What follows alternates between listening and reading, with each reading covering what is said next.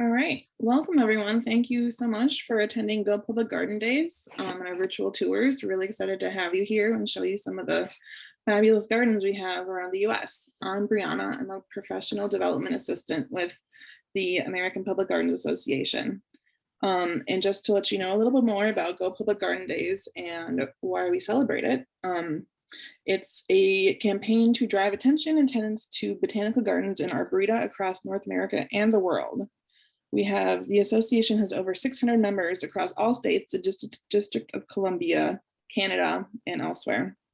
And this week we have special events and celebrations to celebrate public gardens. If you want to learn more about public gardens near you, you can visit gopublicgardendays.org to locate gardens in your area and look for special events being offered in your area by gardens. So to kick us off tonight, we are starting in Washington, D.C. with Tudor Place. And we have Allison, Whaley, and Katie McCarthy here to tell you about their wonderful garden. Hi everyone, thank you for joining us today for this virtual tour. My name is Katie McCarthy and I am the Education Coordinator at Tudor Place Historic House and Garden. I'm joined today by my colleague, Allyson Whalley, the Director of Buildings, Gardens, and Grounds.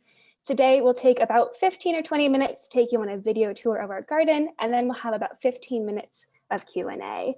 I'll be playing and pausing some videos, and Alice and I will speak over them to describe what you're seeing and to give you some history of our site. Before we get started with that, I'll give you all a little bit of background. We're located in Georgetown in Washington, D.C., about 2 miles west of the White House and National Mall. Our site overlooks the neighborhood leading down to the Potomac River. Tudor Place was home to the Peter family, whose family's tree stretches back to the founding of Georgetown in Washington, D.C. The founders of Tudor Place were Martha Custis Peter and Thomas Peter. Martha was the granddaughter of Martha Washington and the step-granddaughter of George Washington. Thomas was the son of Robert Peter, who was a prominent Scottish merchant and Georgetown's first mayor. The Peters and their descendants were strongly aware of their family tree and the legacy they wanted to leave. They maintained their collection of George and Martha Washington heirlooms, as well as building a collection archives of their own material goods. Today, the Tudor Place collection is over 18,000 objects, and our archives is about 250 linear feet.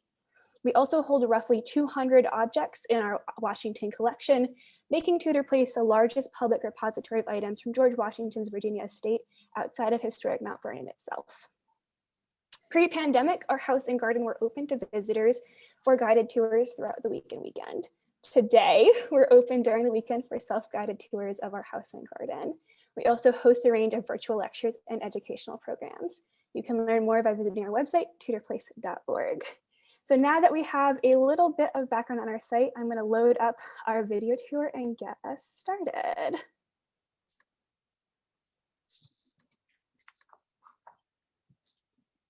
All right. So we will start off with a few shots of our historic the north side of our historic house. In this footage, you'll see the north entrance through which guests would have entered the house, as well as the historic boxwood circle. This boxwood circle is one of the earliest ornamental plantings on the property and dates to the time of the first owners. Family lore says the first plantings of this boxwood came from Mount Vernon cuttings. During the 19th century, the boxwood circle was sheared much lower than it is today, but over time, the boxwood has been allowed to grow into a much more natural state. So as I mentioned, the founders of Tudor Place were Martha Custis Peter and Thomas Peter. They bought the land Tudor Place is on from a man named Francis Lowndes in 1805 for $8,000. The family sold off 2 parcels of land during the 1800s, and today our site is 5.5 acres. 6 generations of the Peter family continuously lived at Tudor Place until the 1980s, so for almost 200 years. Each generation of the family and their staff, including free workers and enslaved people, developed and maintained the grounds of Tudor Place. Some family members had a greater impact than others. The final owner of Tudor Place, Armistead Peter III, shaped the gardens into its final iteration. It was his effort that led Tudor Place to become a historic house, museum, and garden. Armistead Peter III left behind instructions on the preservation of the house and the garden that we still follow today. As a historic house and garden museum, Tudor Place is one of the nation's few historic or urban estates that retains the majority of its original landscape. In the garden, we can see layer upon layer of both history and innovation. As we care for and develop the garden and grounds, we work to fulfill the Peters family vision while serving the needs of our current visitors in Georgetown today. Today, on this virtual tour, Allison and I are going to take you through some of our favorite spots in the garden, including those that are most emblematic of the Peters family legacy. Some of them highlight the wildlife on the property and our penchant for recycling. As we travel through this site, you'll get the chance to see our historic house, garden, grounds, signs of our COVID-19 safety protocols, some staff members, and some guest starring wildlife. I will also note that I took this video footage very early on a Friday morning before most of our garden staff was on site. So when we show fountains and things like that with leaves and debris on them, that's not a reflection of our garden staff or our garden, it's just a reflection of when I was able to film. So I will pass it off to Allison to talk about the first section of our garden.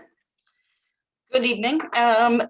We're going to look at the box knot garden, which was reconstructed from a garden designed by Martha Peter, the great-great-grandmother of Armistead Peter III, our last owner.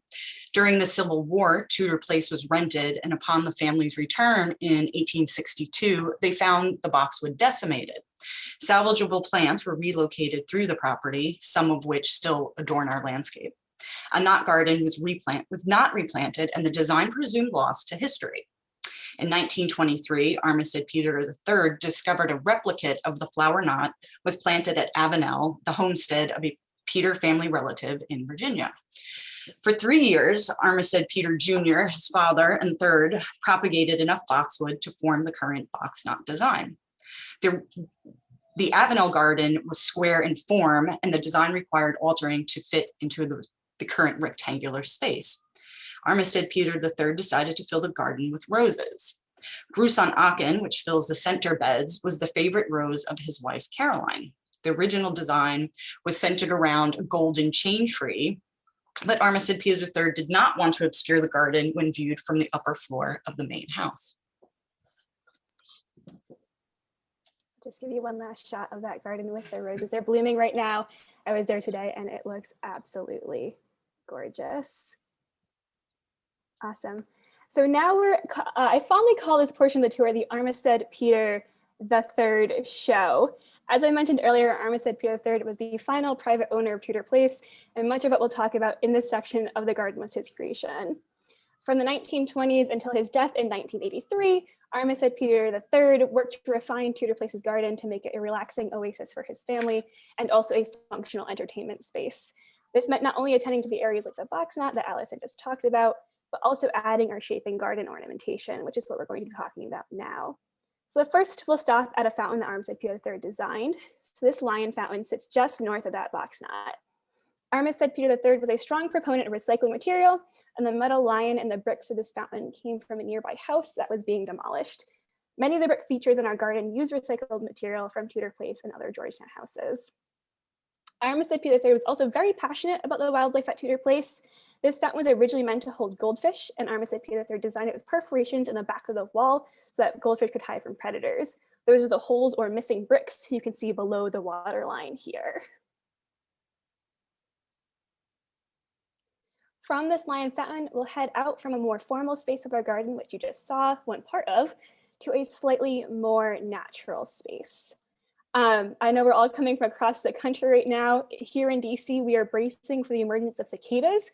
Any day now, they were supposed to arrive, but we've had some cooler weather, so they've held off a little bit. And this area of our garden is where we'll see the highest concentrations because of our trees. But if we keep going around the corner of this garden, we'll end up in a portion of our garden called the Bowling Green. On our right is another Armistead Peter III design, a summer house. Today, it's a really popular space with visitors looking for a place to sit and read or chat. The shaded area is especially important on sunny summer days when DC heat and humidity is oppressive. The design of this summer house is based on a summer house that existed during Armistead Peter III's childhood near what is now the box knot that Allison showed you. On our left is the Bowling Green, guarded by two greyhound statues. The terracing here along the eastern border of the Bowling Green on the left of this footage is an original feature of the garden dating back to the early 19th century. During the 1960s, Armistead Peter III formalized this area, and as I said, we've entered his show now. The statues are made of lead and are, incidentally, a favorite chew toy of our resident squirrels. The squirrels grind their teeth along the lead to sharpen or shorten them. The lead doesn't seem to hurt the squirrels because they're not ingesting it, but the squirrels leave bite marks on the dog's feet, which you'll see here, so we'd like them to stop. We've tried several different ways to deter them. In the first attempt to deter the squirrels, we bought fox urine and sprayed it on the statues, which worked for a little while. But then the squirrels got smart and realized there weren't actually more foxes around, and they came back. So today we use a cayenne pepper wax mix, which does seem to work because it is too spicy for the squirrels. So now we are on the right side of the Bowling Green, outside of its border. Armistead Peter III designed the fountain and basin for the Pluto statue you see here, which is based on a 15th century work by Verrocchio. As I mentioned earlier, Armistead Peter III was fond of the wildlife in the garden. He once wrote, "Birds have been one of my great interests in life." When this fountain is on, it gently trickles water, a design that was meant to attract birds to it. This is also the entrance into the Bowling Green itself. You can't get in by the Greyhound statues because of the terracing. But as you walk into the Bowling Green, you will see a lily pond with a statue of a boy holding grapes. This statue is a replica of a figure in the Capitol building's East Piedmont. It was designed by sculptor Paul Wayland Bartlett, who was Armistead Peter III's father-in-law. So this is the first of two links our house and garden has to the Capitol building. Allison will speak more about it. The second link later on when she talks about the South Lawn. If she doesn't bring it up, remind us and we'll talk about it in the Q&A. So as we turn, this is what the Bowling Green looks like from the lily pond looking up towards the Greyhounds. It's one of my favorite areas of Tudor Place. The tree you can see overhanging here is a magnolia, and when it's blooming, it fills the space with color. Next to the Bowling Green is a more natural space called the Dell, which I'll hand over to Allison to speak more about. Overlooking the dell is a semicircular viewing bench installed by Thomas and Martha Peter. Armistead Peter III refurbished the bench and the seating area using stone recycled from a temple portico restoration in 1914. English boxwood from the original flower knot flanked the bench and the upper walk overlooking the dell. Armistead Peter III gave the Department of the Interior the first easement on a landscape in 1966. The easement protects the landscape from any encroachment of contemporary design. The canopy is largely comprised of mature hardwood trees, including tulip poplar, white oak, and hickory. Evergreen trees, such as southern magnolia and hemlocks, are used to screen the adjacent structures and our neighbors. In the 1990s, alterations were made to the dell to institute a landscape which is used as an educational exhibit of woodland shrubs and herbaceous plants, including umbrella magnolia, mountain laurel, and spicebush. A walking path was added to the lower end of the landscape, allowing visitors to immerse themselves in a bit of nature. A mix of native and non-native plants commingle in the dell. We find hackberry, American holly, and Japanese pagoda tree in the understory. Non-native liriope and ivy act as ground covers. Spring ephemerals, such as trillium, add seasonal interest to the forest floor. Viburnum, witch hazel, and red buckeye comprise the shrub layer in this landscape. We consult with certified arborists who perform biannual tree health inspections. We must obtain permission from the National Park Service to remove trees of a certain size. I believe that's 14 inches at diameter at breast height. Lightning protection is installed on the tallest of the trees on the property. You'll see it in a second on the tulip poplar. Patinaed copper wires run from a lightning rod in the canopy to a grounding stake buried below the ground. It's on that tulip poplar right there. The south facade of the main house is adorned with roses, some of which were planted by Thomas and Martha Peter in 1815, such as Rosa Old Blush. This is one of the earliest roses to bloom here and is also known as the Old Pink Daily because it is a reliable bloomer. The temple portico is the distinguishing architectural feature of the main house. One enters the house to see a sweeping view of the south lawn through the transom windows, which open to allow guests access to the outside. Residents of the site include a beautiful red fox who just ran across the lawn, many rabbits, and a large black rat snake, and many species of birds. In his will, Armistead Peter III requested that those who steward the site take care in our methods of maintenance, so Tudor Place may, quote, be a refuge for the squirrels and birds that make it their home. One of the most lovely trees on the property is this tulip poplar. Armistead Peter III tells us it was among the earliest plantings on the property, likely planted in 1805 or 1806. It was designated the Millennium Landmark Tree Award, designated a Millennium Landmark Tree by the Americans of Beautiful Fund in 2002. This tree, called a witness tree, has indeed seen much change. From its time as a sapling in the early 19th century to today, the tree has been witness to the transformation of this part of Georgetown from a rural area where cows grazed on our south lawn to the site that it is today. Sorry about that. In 1931, American Forest Magazine named the tree as the second largest tulip poplar in Washington. Today, it is undoubtedly the finest specimen in the city. We have 5 bee colonies that reside under the tulip poplar. They are maintained by Pavel Shavnevsky, who comes from a long line of beekeepers. We harvest the honey and make some available for purchase in the gift shop. The south lawn is flanked by 2 islands, which you'll see coming up now, which are anchored by white oak trees. Boxwood from Mount Vernon, along with figs and smokebush, can be found in the West Island. Another interesting architectural feature is the conservatory, which still houses our tender plant material.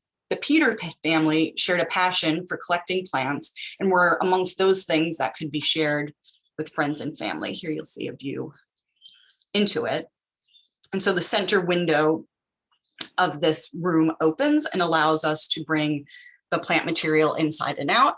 It doubles as a gathering space for tourists. So you can see we call these our plantations. We use these ferns to mark 6 feet of distancing as visitors entered our site when we were open last summer. They have yet to go outside. Our nights have still been quite cool. So plants the Peter family had were today, tomorrow, yesterday. You can see there clivia, hibiscus, and such, some of which we still have today.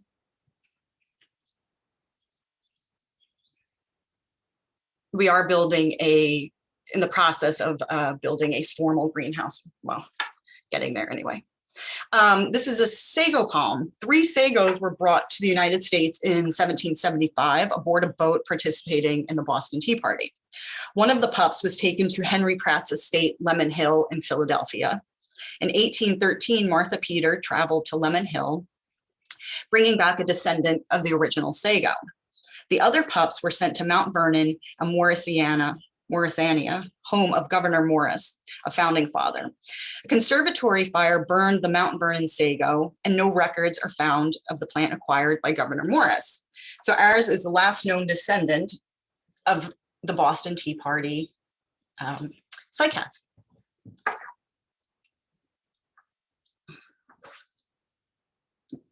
That is our quick and dirty Tudor Place tour.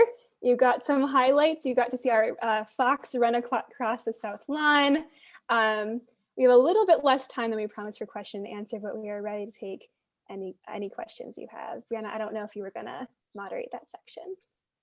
Yeah, I can let you know of questions that come up. Thank you so much for that presentation. It was beautiful. I love that video with a fox running across the lawn. I was so excited that it happened at the same time I was filming. Yeah, like super magical. Yeah. So looks like we got a comment. Gail says her son is getting married there next week. That's so exciting. Oh, congratulations. Cool.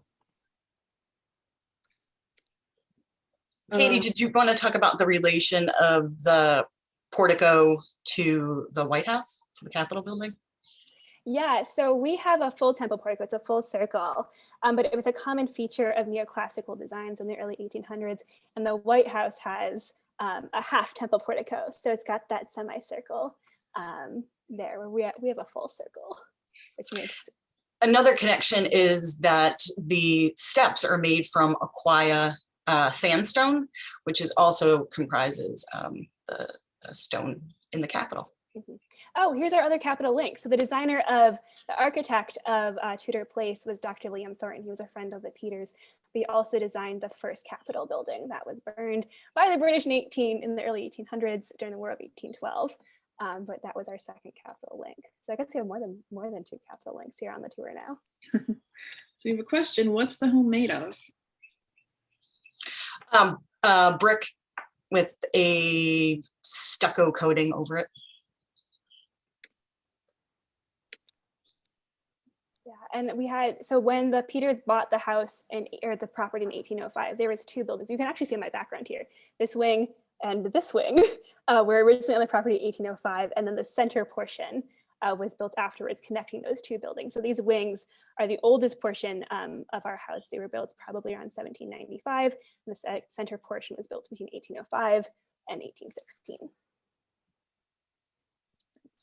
We have another question. Are internal tours free to the public? Yeah, so right now we're doing self-guided tours of the house and garden. We just ask that everyone pre-registers for a ticket. We're capping it at 20 people per half hour, just for social distancing and COVID-19 safety precautions. So if you check out our website, which again is tudorplace.org, you can register for tickets. Thanks. Another question about the cycad or sago palm. Are you continuing to propagate it for the future? Yes, we do. We get, I think we have about a half dozen pups in production. We have 3 plants that are all about that same size, and then some smaller ones. Nice. Another question about, are the original furnishings there to see? Yep. So we fondly call the Peters the first hoarders. They kept a lot of their furniture. They kept a lot of their personal possessions. So the majority of our collection is actually from the Peter family. That doesn't mean it was all from 1805 or 1816, because 6 generations lived in this house. But the majority of our collection comes from one of those generations along the 200 years. It is not without exaggeration to say you cannot open a closet without collections objects being in it. There's a question about, is there a recorded tour audio to accompany the internal tours, or how do you present your tours to visitors? Yeah, there's two options. So we have an audio tour for the gardens. Throughout the house, we have small interpretive signs, and then we have a YouTube playlist that has our curator and some of our visitor services staff talking more in depth about some of the objects throughout the house. So it depends on if you want the garden or the house, what your option is. And then kind of go along with that, is there a virtual tour available online of the house? Right now, we don't have a virtual tour of the house other than that YouTube playlist.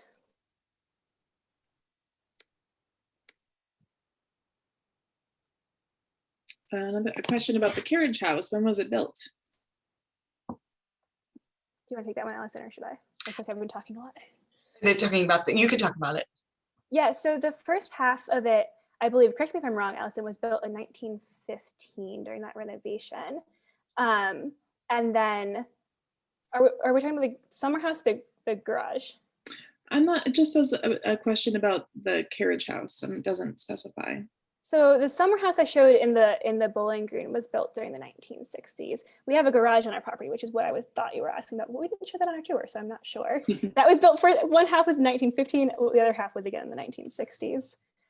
These two, if we're talking about the picture behind me, the wings were built in 1795. The center was built between 1805 and 1816. Nice. Well, we can give it another minute or so. Okay. Kathleen asks, are there journals chronicling party guests? Could you repeat that? Sorry, I missed it. Are there journals chronicling party guests? So Armistead Peter III, we talked about a ton today. His father, Armistead Peter Jr., kept very detailed journals. So we have his records of who he went out to dinner with, who came to Tudor Place, where he went and saw shows and that kind of thing. That's the strongest journal record we have. Thanks.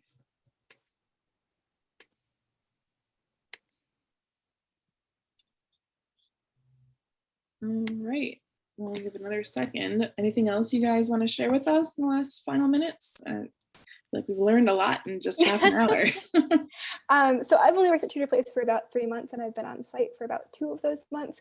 I will say it's exciting coming every weekend. I come on Fridays and Saturdays. Every single weekend, the garden looks different. Something new is blooming. The colors have changed. We have leaves somewhere else. There's flowers somewhere else. So it's been exciting to come and see it kind of move just between every 7 days. I don't know, Allison, is there anything you want to add? Anything special that's happening in the garden right now? The rose garden is at almost peak bloom. It's absolutely delightful right now. Yeah. And the box knot, I should say. Gorgeous. All right, well, thank you so very much. It was amazing to see Tudor Place and learn a little bit more about it. Yeah, thanks for having us. And thanks everyone for watching our virtual tour. All right, thank you. So next up, we're gonna move on to Woodside, California, and learn about Filoli Gardens and Historical House. So if you'll just give us a few seconds in here to make the transition, we'll get started in just a minute.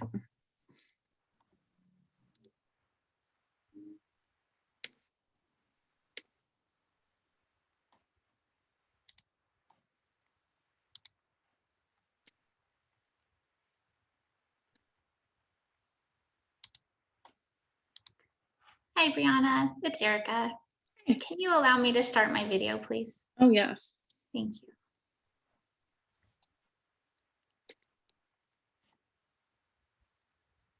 Is it, so when you go to share screen at the bottom, is it not allowing you to do it? I don't need to share my screen. You've stopped me from being allowed to share myself. Oh, I'm so sorry. My video is off. Let me make you a co-host. Maybe that will help.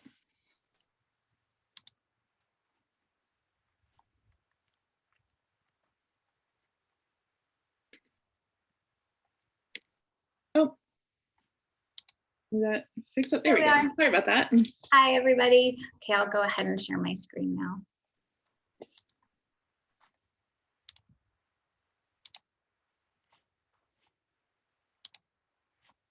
Okay. Hi there, I'm Erika Frank. I'm Director of Education and Interpretation here at Filoli Historic House and Garden. I'm going to speak for a few minutes and then my colleague Jim Salyards will talk about the garden. He's Filoli's Director of Horticulture. So let me first start by sharing that we at Filoli acknowledge that Filoli is located on the ancestral unceded homeland of the Ramaytush people, who are the original inhabitants of the San Francisco Peninsula where Filoli is located. A little bit about the history of Filoli. We have had many inhabitants on the land prior to what we call the Filoli period of the last 100 years. The Ramaytush were at Filoli for about 600 years until 1500. It's been a Mexican rancho. There was a lot of logging done during the gold rush era. And then in the early 1900s, Filoli was listed for sale with the intention of it being a housing development. We're about 30 miles south of San Francisco on 654 acres, surrounded by thousands of acres of protected watershed. So this image that you're seeing here of Filoli, it still looks like this, aside from lots of trees growing in during that time. Fortunately, the land was not made into a housing development. It was purchased by the Bourne family, and they built a 56-room historic house, a 16-acre formal garden. Here it is in full bloom during the spring. Orchards, which are still in production. We have hundreds of fruit trees, and the fruit is used for apple butters. We donate thousands of pounds of fruit every year to local food banks. The fields were used by the Bournes for agriculture and grazing their sheep. And the Ross, the second family that owned it, had horses. We still have a farmer who tends to some of the land and grows hay. And then we also have a vast nature preserve with miles of hiking trails. So people ask, what does Filoli mean? Is that the name of the family who first built it? Actually, the first owner, William Bourne, called it Filoli because he made up a word taken from the first letters of his own personal motto: fight for a just cause, love your fellow man, and live a good life. So that's where Filoli came from. Here is Agnes and William Bourne. They were the first owners who purchased the land in 1915 and built the home by 1917. They were very wealthy. Mr. Bourne was born to a family that owned a gold mine in Northern California. He went on to own the mine and was a very smart investor, investing in utility companies around the Bay Area. He and Agnes married in the late 1800s, and then they decided they wanted to retire and purchase the land at Filoli after the 1906 earthquake, when many people were moving from San Francisco to the peninsula. Little did they know that they bought land that was very close to the San Andreas Fault, but the house was built very well and has since held up to numerous earthquakes since then.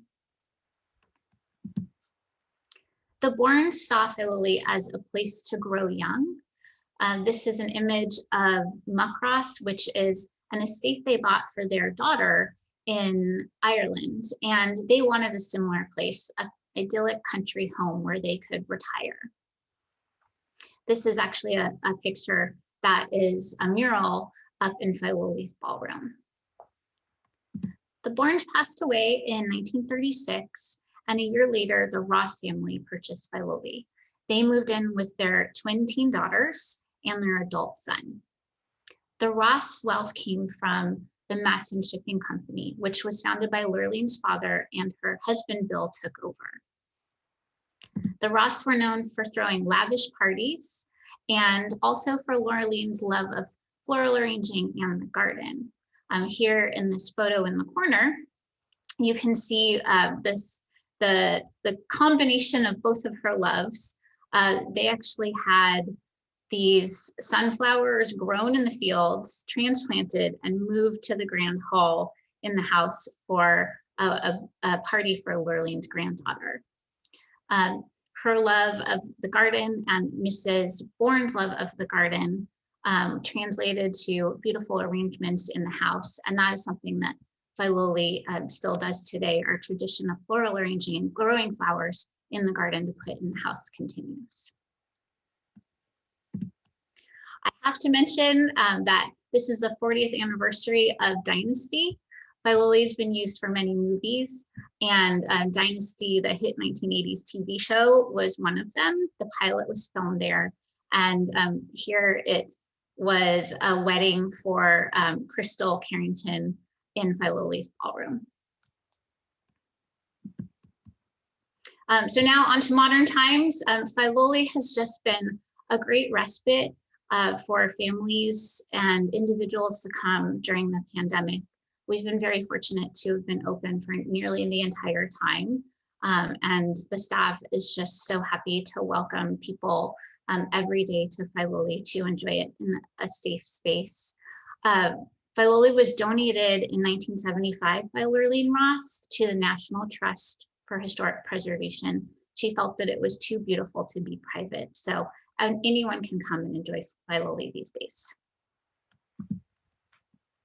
We are working to create a cultural center at Filoli, and our mission is to connect our rich history with a vibrant future through beauty, nature, and shared stories.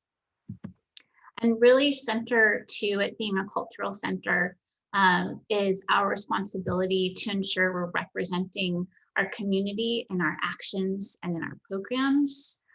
We do have a DAI statement as well as other information on our website. But beyond that, we feel it's essential to develop an action plan. And that includes having diverse individuals with diverse perspectives on the board, the staff, and volunteers, working with numerous community partners that represent our local community, and also sharing inclusive stories about Filoli's past and the present. So I want to share with you a video. This is Joyce Hamill. She's on our board of directors, and she's also on our Diversity, Equity, Accessibility, and Inclusion Task Force. And she just gives a wonderful perspective about DAI and inclusivity at Filoli. So Brianna, if you could share the video, please. Yep, I'll pull that up.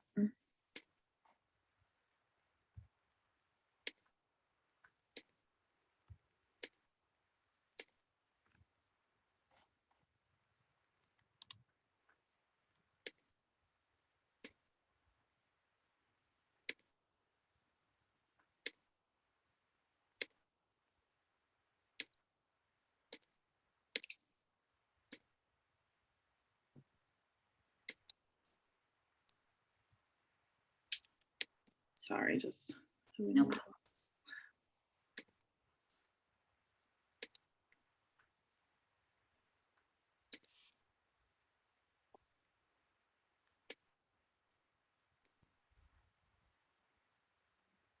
Can you see my screen in there? There you go. Thank you. Hello, I'm Joyce Hamill. I've been a member at Filoli's for many years and have enjoyed being a part of this beautiful space. Today, I'm proud to speak to you as a member of the board of directors on the value and importance we place on diversity, equity, accessibility, and inclusion. Those words mean many things to many people. When we were asked what it meant to us, we took our inspiration from a garden. After all, it's right in front of us. The diverse beauty is all around us. The attributes of the beautiful flowers and plants of all kinds create the beauty that draws us to the garden. One visit, I tried to count the various shades of green. It was an endless and enjoyable game. It occurred to me that even the insects and creatures of the garden came for the variety of colors, smells, sounds, and even other creatures of the garden, all different every season. It's the variety, the diversity that intrigues and draws us season by season, day by day, in fact. It would all be a bit boring if not for the beauty of contrast and connection. So it is with people. Diversity is something to celebrate and acknowledge. Equity is when each shrub, tree, flower is carefully tended to its own unique way. Every plant has its own way to be looked after, tended to, whatever it is. Some more water, some more shade, some sun, some fertilizer, in order to do its best, to look its best, to play their best role in the landscape of an exceptional garden. This requires the stewards of the garden to pay close attention to what each individual plant needs to thrive. Not to compare what one needs to another, or to give every plant the same unless that's what they need. Equity requires being curious enough to learn what the individual needs and to give each one what they need to thrive. Accessibility is when you have the knowledge of what an individual plant needs, and you want to make sure they gain access to what makes them grow, what nourishes them. Have you ever noticed that sometimes when two seemingly identical plants are planted near each other, one grows healthier than the other? It's the access the one has to what is essential to thrive, whether it's sun, a little more water, drainage, fertilizer. One flourishes while the other struggles to access the nourishment it needs. We want to be good stewards who pay close attention so individuals can participate and contribute at their best. Every plant wants to be part of a beautiful, healthy garden. They work hard to bring their unique beauty to the garden. They enjoy touching the earth and the plants around them, to be a part of the collective. Some tree roots will travel miles seeking the roots of other trees in order to connect with them. Vines will cling and stretch towards one another to connect and to be close. They seek acknowledgement of one another, to be seen as an integral part of each other, to support and be supported, to be a part of the whole garden, to belong. I see our job as being stewards for the survival of the many different plants in the garden. With regard to diversity, equity, accessibility, and inclusion, our job is to support the many different people that visit and work at this garden and home for generations to come. We hope you'll join us. And we look forward to welcoming you to the garden.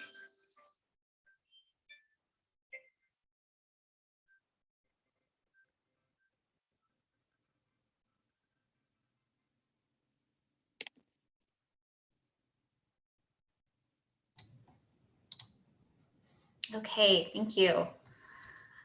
So you got a look there at Filoli's spring garden, which was just gorgeous this time of year. Everything all happened at once. The tulips, the blooming trees, the daffodils, but every time of year is really wonderful at Filoli. So for me, I'm one of Filoli's stewards of the stories here, the stories of the staff and the families. And one of the ways that we work to tell more inclusive stories is to highlight the historic staff at Filoli. We did an exhibition called Nest Creating Home, where we shared how the 35 staff members during the Bourne era and as well as the Roth era immigrated from Europe, Japan, and China, how they raised families and they built a community at Filoli. We also really loved that visitors shared their stories. We asked them to participate in an exhibition where they talked about the first person to immigrate to the United States, migrate to California, or those who were forcibly relocated away from this area or to the United States. So they told us some really moving, wonderful stories. Currently, our exhibition in the house is called Stories of Resilience. And we're talking about the individuals and identity groups who overcame injustices, who were historically excluded from working or performing at Filoli. Some examples here, Kilo, who was the chef for the Ross for decades, he left China during the Chinese Exclusion Act here in the United States. And even though he enjoyed his time, as far as we know, at Filoli and really was part of the family for the Ross, he definitely experienced hardships because of the Chinese Exclusion Act. We also talk about Japanese incarceration and the staff and the nurserymen who contributed to Filoli who were incarcerated. We talk about the rise of female entrepreneurs like Bella Warren, who helped design the garden and worked with both families throughout the garden or throughout the years that they were there developing the garden. We also want to talk about modern stories and include modern perspectives. And a great way to do that is through the artists that we work with. Christine Mays did an exhibition of these gorgeous wire figures and dresses last summer. And she was inspired by Alvin Ailey's dance composition, Revelations. In her own words, her work paid honor to the ancestors, those that lived, walked on, and tended to this land, to the lives that have been recognized and those who have been forgotten. You can see her work coming up this summer and winter at Hillwood in Washington, DC. And finally, we just want everybody to feel welcome and enjoy their time at Filoli. And we know everybody does that in different ways. We're open summer nights. You can come enjoy a glass of wine and walk through the rose garden. During orchard days, we open the orchard and families can enjoy that space. We really want to be family friendly all year round. So Santa Saturdays are a great family event. We also have the Ballroom Cultural Series where we have music and performances from many different cultures represented at the Bay Area. And this was from our first Pride event, which was organized by our LGBTQ identifying staff. It was a dynasty themed drag night and it was a lot of fun. And again, we are just excited to be open right now and a respite for the community and everyone in the community. So I'm going to turn it over to Jim, who's going to talk more about Filoli's garden. Hi, everyone. Hello to all of our other public garden family members and to those who are enthused and get great joy from public garden. You've seen a lot of shots of the garden. You've seen a lot of the highlights of some of the seasonal color that we have. But to give you a little bit more Jim, would you mind turning your video on? I think you stopped my video, so I can't turn that on. Sorry about that again. So the garden is represented by plants that go back to the Bourne era, the original plants that created the foundation of the garden. There are lots of plants that the Roth family added to the garden, in particular lots of camellias and rhododendrons. But for the most part, they were wonderful stewards of the garden and didn't change it in many ways while they were here. And then obviously, as the garden has aged and we've endeavored to do new things, there are lots of National Trust era plants that have been added, including this white Chinese fringe tree behind the word garden that was added during the National Trust era and is one of the highlights of our later spring display. Each year we do about 75,000 spring bulbs, but that just represents the new bulbs that are purchased for the year. There are millions of blooms in the way of daffodils, Spanish and English bluebells, and many others that bloom throughout the spring season. So there's color everywhere. From the moment you enter the property, coming in a road that the families would have entered, which is now our guest entrance, all the way through the garden through the spring season. And one of our biggest collections, and I'll talk a little bit more about collections in a minute, is our fruit collection. We have in the formal garden 250-ish fruit trees, and then another 500 in our gentleman's orchard, which I'll talk a little bit more about in a minute. Next, Erika. The design of the garden is one of the things that I think that really makes Filoli special, and it's really designed in kind of two greater styles. Around the house, they really planned it so that it would take advantage of the wonderful views, particularly to the west and to the north of the house.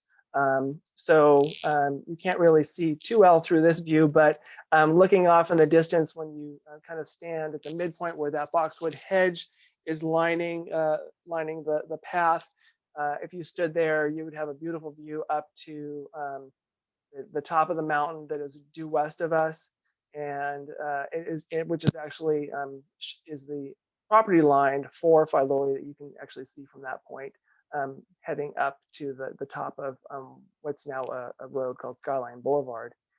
Next slide. And here you see more of an English style garden, English and Italian style garden, with lots of garden spaces, garden rooms that make up the garden, pathways through the heart of the garden. In the middle shot is our swimming pool, which was actually one thing that the Roth family did add.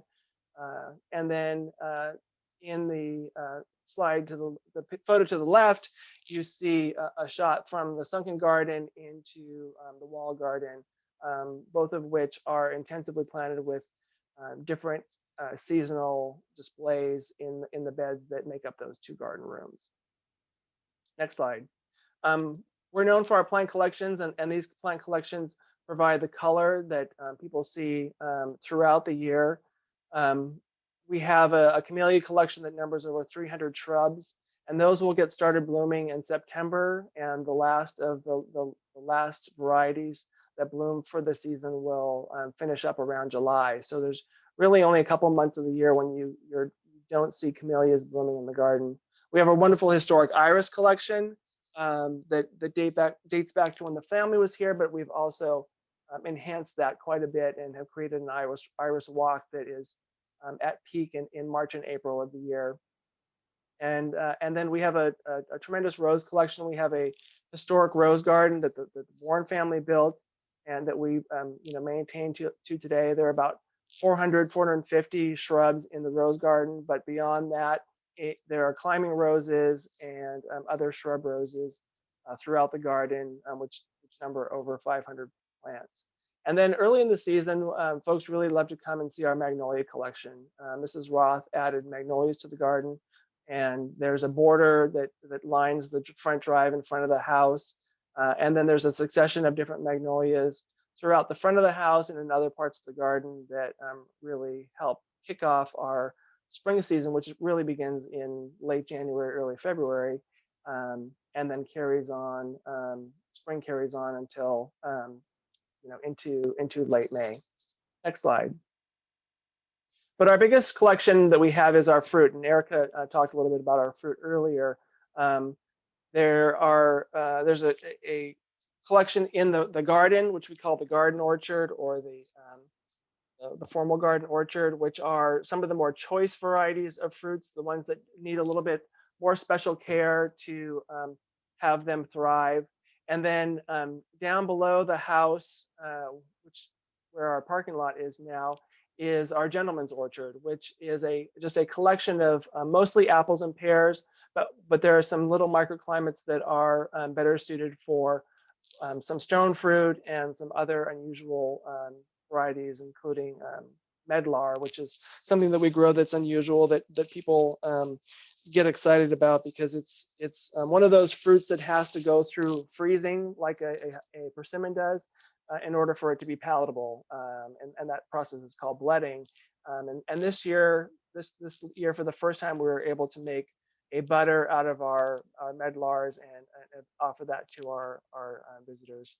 But we do a number of apple and pear butters and medlar butter, peach butter. We've started getting into doing hard cider the last few years, and we were able to send up a big crop last year, and that will be arriving to us in the next month or so. And it was really a wonderful addition to our orchard days, which we do in October. Next slide. One of the things that Filoli really strives to do is to educate in many different ways, through our programs, through interpretation that we have. One of our longest standing programs is our internship program that was started in 1977, and we've trained nearly 500 interns over the years. That unfortunately had to be paused during COVID, but we're really excited about bringing interns back to the garden this summer. And not only horticulture interns, but interns in other departments as well. So we're looking to really enhance that program and make it much more, have the interns be much more engaged with the whole organization. But our program is very hands-on. They're working with the staff. They rotate through the different garden sections, working with different staff, different volunteers, working in groups, working individually. So it provides a really nice working environment where you're challenged and learning. There are workshops that make up the program, so there's a more formal educational component to it. So it's a really nice way of training horticulturists and people who just need an internship or want an internship to explore whether horticulture is the direction they want to go, or maybe it's not. But it's been a great feeder program for our staff, and we currently have 5 staff who are former interns, including Rob here, who's pictured. But over the years, there's always been a number of staff who have been former interns. Next slide. For many years, Filoli was just focused on its spring and summer, and we really have expanded that to celebrate all the seasons of the year, including the holidays. And so we do that through the displays that we have in the beds, but also through containers that are a part of each of the season, including holidays. So at any time of the year, there's a focus on that season, and there are different ways that we interpret or have interpretation stories throughout the garden and house. But also displays that represent that season that really make for an exciting, it really makes it exciting for our members to be able to come back every season, or in the spring, sometimes every week, to see what's happening and see the changes that we have. It really helps to engage them and excite them about Filoli. Next slide. Through our strategic plan, one of our main pillars is expanding our visitor experience. And we did that. We've always done something to celebrate the fruit, but last year was the first year we really opened up our orchard on the weekends during October. It was partly because of our having to do something in terms of COVID and providing a safe space, but also a way of just doing something new and really giving our guests an opportunity to walk the orchard and look at the different fruits and the different plants and the different trees, just to see the historic trees that are in the orchard and then the new trees that have been added. It really was a great experience for our guests. Next slide. And so one of the exciting new things that we're doing as a way of further engaging our guests is we're opening up the historic vegetable garden that is at Filoli. Next slide. So the historic vegetable garden was the vegetable garden that the families grew their vegetables from. And this is a shot from 1937 when the Roth family was there. But we, through COVID and through us wanting to create a vibrant future as part of our strategic plan, are focusing on expanding visitor experiences and building meaningful connections to our rich history. Next slide. And gardens are a healing and restorative and nurturing spaces that increase happiness and resilience. And through the pandemic, we really saw that we needed to, we were motivated to open up the vegetable garden to the public and to make it a resource for information and inspiration as people turn to gardening for comfort, food, and for security. There are lots of stories about, especially in the early days of the pandemic, where people were looking for having trouble getting food, and so that was one of the things that we reacted to and thought this was the right time to open our vegetable garden. Next slide. We're working with a local landscape build design company, and this is the conceptual plan. We're still in the process of refining that and finalizing what that plan is, having new pathways through it so that they're completely accessible to all people. We're renovating the historic berry cage that's in the vegetable garden. And we're looking to have planters that are available for people with different levels of accessibility, not only for classes, but just generally have them for all folks. And then programs and events are one of the things that are going to be the highlight of this new space. So creating spaces for those. Next slide. The vegetable garden will be open to the public for enjoyment. Programs in the vegetable garden will reflect our core values of diversity, inclusivity, and sustainability by integrating sustainable practices that ensure new and ongoing sources for storytelling. Food and production and demonstration areas will be key, and then public and education programs are really a way that we can showcase the horticulture, but also be able to tell stories through the vegetable garden. Next slide. When we sow a seed, we plant a narrative of future possibility, and that's what we're really looking to the vegetable garden to be a great place for stories. Next slide. All right. So join us as we engage new audiences and create new stories at Filoli. If you have any questions for us, Erika and I'd be happy to answer. All right, thanks so much, Jim and Erika. That was great. Your Filoli looks like it's an amazing place, and I'm sure lots of people would love to visit. We have a few questions in the queue here. So we don't have too much time, but we can do a few of them. Is the home furnished and open to the public? It is. The first floor is open and furnished either with some original furniture and artwork, but mostly we've recreated the space to look as if either the Bournes or the Ross lived there and furnished it that way as well. Nice. Then we have a question about what the climate's like, how I imagine it's a Mediterranean climate. How does that affect some of the things you were able to grow there? Sure. Jimmy. Filoli is actually in a little pocket in the Santa Cruz Mountains that surround us. And so we have a little bit more of cold chilling, which allows us to grow peonies and lilacs and some of the fruit trees that many in the local community aren't able to grow. But we have pretty moderate temperature summers. So, you know, we can't grow many of the tropical plants outside, but we do have greenhouses where we can grow them during the winter and then bring them out for the summer. So it's a whole range of plants, from peonies to palms and banana trees during the summer. Nice. Sounds like a fun mixture of plants there. And the question about, do you sell the produce from the fruit trees, or what all do you do with them? Do you donate some of it, or? Yeah, we donate probably a third of what we grow, and then the other 2/3 are either made into apple butters, pear butters, things like that. The hard cider that we make, and then during non-COVID years, there are a number of opportunities for guests to sample the fruit through different fruit tastings that we do during summer nights, and we'll do during orchard days this year. Nice. All right, well, I'm gonna wrap it up there just so we can stay more or less on time. Thanks again, Jim and Erika. It was Thank you. great to see your presentation. And now we're gonna move on to Shofufuso, which is a Japanese garden in Philadelphia. So just give us a minute to transition again.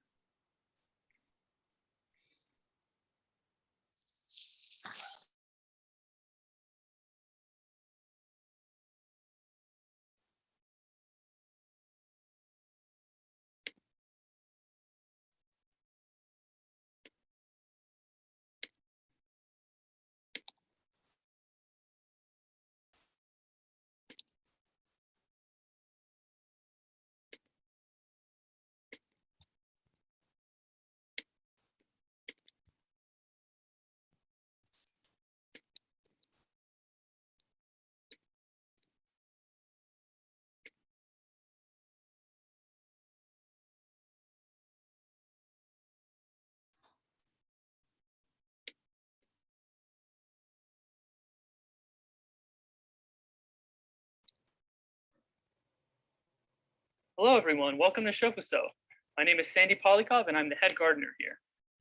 Today, we're going to introduce the house and the garden and let you know a little bit about Japanese gardening in general and some things you may.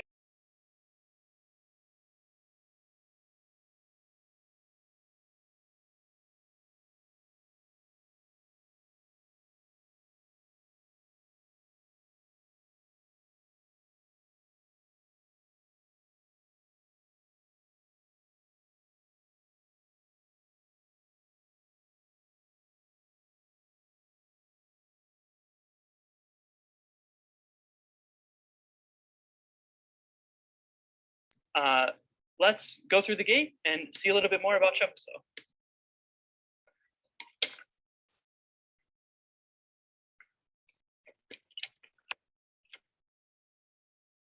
So the first thing that you. Sorry about that. I'm hearing that the audio wasn't working, so I'm going to try sharing again. Hopefully that'll work better.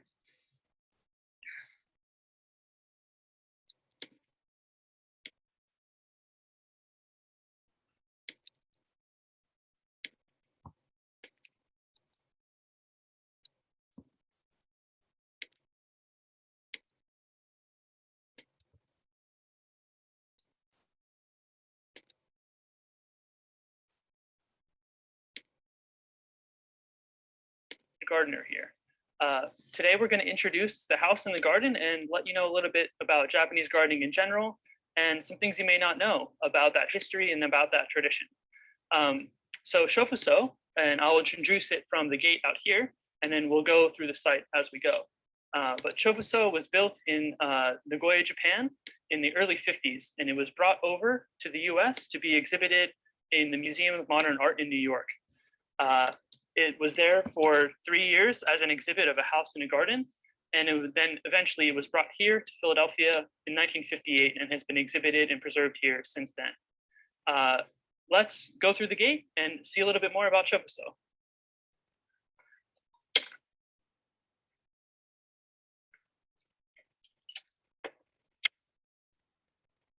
So the first thing that you'll notice here is that we're greeted with a wall of green.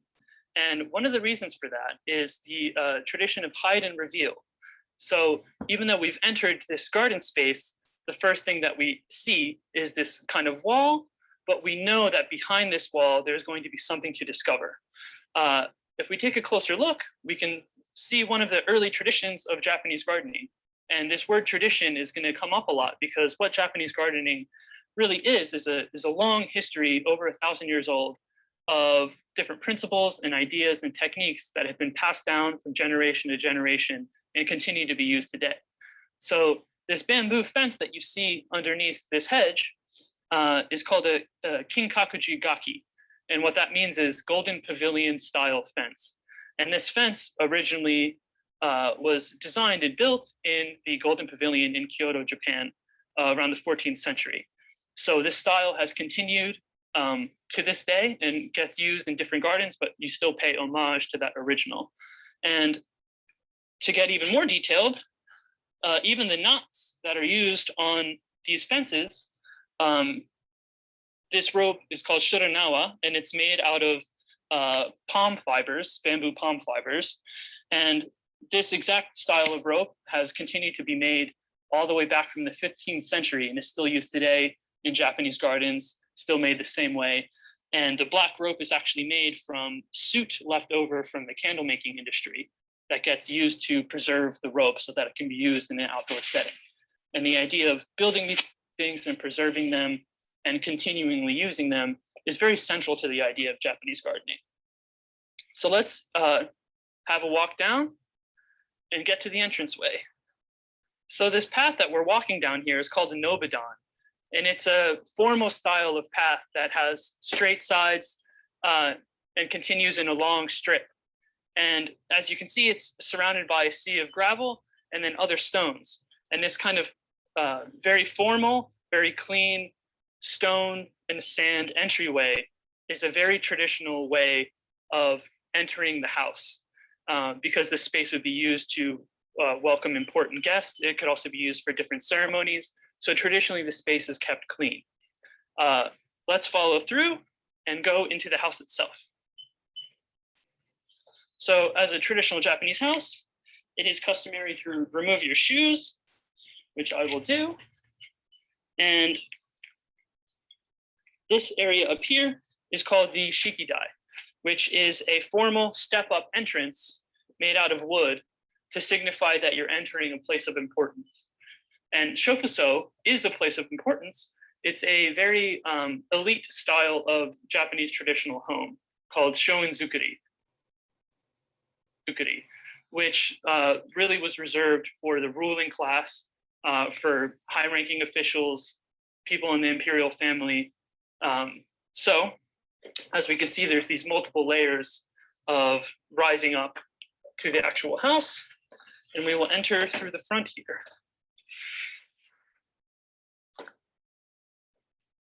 So one thing I'll point out, one of the staples of Shoin-zukuri houses is this, which is called a kuki kakushi, and it translates to nail hide. And it's essentially an emblem or a symbol of either the family or the owner of the home. And each home will have its own kuki kakushi that's used to hide one of the few nails that gets used in the house, but it's also a decorative element and a symbol of status. And when I say one of the few nails used, that is to describe the way that the Japanese houses are built, which is through the concept of joinery. So rather than using nails, rather than using screws or adhesives, the houses are built by cutting different shapes, almost like a puzzle, into the wood, and then having those pieces go together like a puzzle. And that building style is one of the things that allows the house to be built in Nagoya, Japan, and shipped in boxes, separated and reassembled in other places. So let's follow through here into one of the interior rooms. And as you come in here, you'll notice that there's a very special ambiance to this room and also to the house in general. And all of that is very, very purposeful and particular. Just like Japanese gardens have 1,000+ year history, Japanese architecture has a similar, very long history. And over time, the best pieces, the best parts that people connected with the most survived and were passed down. So as we can see, there's a very soft glow coming in through the shoji screens Some people might know them as rice paper, but they're actually made from the bark of trees, oftentimes mulberry. So that particular type of paper is used and has continued to be used because of the quality of light that it lets into the home. The murals that you see here are actually painted onto sliding doors. So all of the doors, all of the exterior doors, all of the interior doors of a Japanese home are able to be moved and opened depending on where you want to go, depending on how big of a room you would like to create, depending on the weather, and just depending on the taste of the host and the guests inside. So it's a very convertible space. And this is an idea that maybe resonates with modern architecture. And that's actually one of the reasons that it was originally displayed in the Museum of Modern Art, because the architect Junzo Yoshimura wanted to show that the Japanese way of building was very much ahead of its time in the principles of modern home, modern design, and something that still endured today. So while it is a house that's modeled off of a 17th century guest home in Kyoto, it's actually still a style that's around, which is why there was people able to build it, which is why there was people able to reassemble it, because even though it's maybe a little bit smaller than it was in the 17th century, these traditions are very much alive. So one special thing that I'd like to point out about this room is that while we're inside it, we see these beautiful Fusuma paintings of a waterfall by the artist Hiroshi Senju.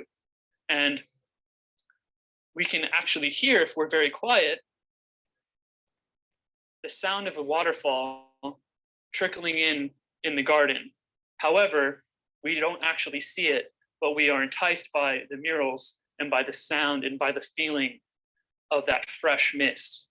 And that's just like the hedge in the very beginning is one of these concepts or one of these ways of teasing what's to come next. So as we move through,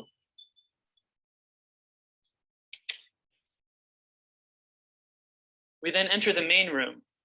And this is the room that the most important guest would be, or the owner of the home. And we can tell that by the fact that there is this reading desk area. So a person that has time to study, a person that has time to deal with aesthetics and calligraphy and painting would live in this kind of home. And that's the place where they would do their work. Additionally, this room offers the preferred view of the garden, which is now revealed to us. As you can see, the doors have been removed, and that allows to have this beautiful panoramic view that very intentionally reads like a scroll, a traditional scroll ink painting of a landscape. And that's one of the ideas in Japanese gardening. Not all Japanese gardens are the same. There's very large strolling gardens. There's beautiful gardens that are no bigger than a 10 by 10 foot room.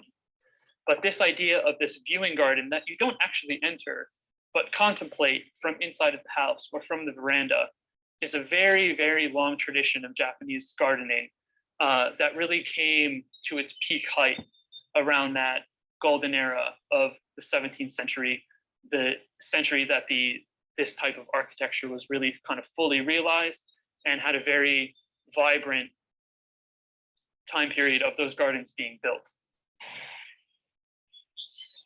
So what we can see here, and this is a great time to start talking about the garden, is that one of the main features of the Japanese garden is asymmetry. So the idea of designing the garden, cutting the shape of the pond, arranging the stones, arranging the plants, it's really based off of how things are arranged in nature. Rarely do we find these straight lines, rarely do we find these mirrored images.